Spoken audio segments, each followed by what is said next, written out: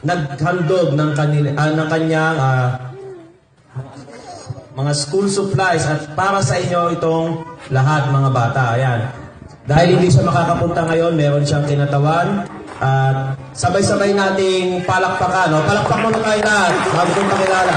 Ang kinatawan ni Ginang Eden Julian Cascaro. Ayan. Walang ibang presidente ng SMLB, tama po ba? SMLB, Ginang Marilyn Julian.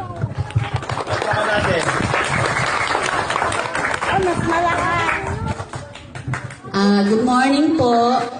Isang mapagpalang araw po sa ating lahat, sa ating mahal na kapitan, Kapitan Romeo Domingo, sa ating komite ng edukasyon, kay Konsehal Arnel Nano, sa ating presidente ng FPTA, sa mga teachers, sa ating punong guro, si Sir Camby, at sa inyong mga bata, gayon din po sa mga magulang na nandito po ngayon, isang mapagpalang araw po. Bagamat po, sa ngalan po ni Eden Cascaro, nandito po kami ngayon upang ibigay ang kanyang ipinangako para po sa isang munting pamasko. Bagamat wala po siya ngayon dahil po siya ay may emergency sa Maynila, ay kami po ay kanyang ipinadala sa inyo para po ibahagi yung ipinangako niyang munting pamasko ay nandito na. Kabahagi din po niya sa mga ibibigay niya pong mga pamasko sa inyo ang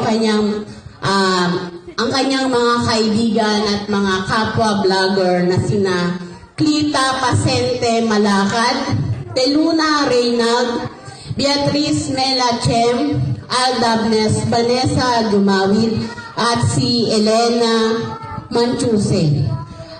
Humingi po siya ng pamanhin na hindi po siya makadalo ngayon. At ako po yung nandito at kasama po yung iba pong kapamilya para po ibigay yung ipinangako niya nga po na pamasko sa mga bata ngayong araw po ng Christmas party ng Bosque Elementary School.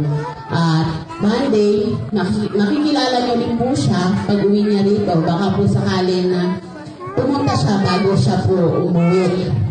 At kilala niyo pa ba si Kai? Okay, yun po ang nanay ni Kai, si Eden Cascaro, ang magbibigay sa inyo ng pamasko sa araw na ito. Muli po, maraming salamat at Merry Christmas and Happy New Year!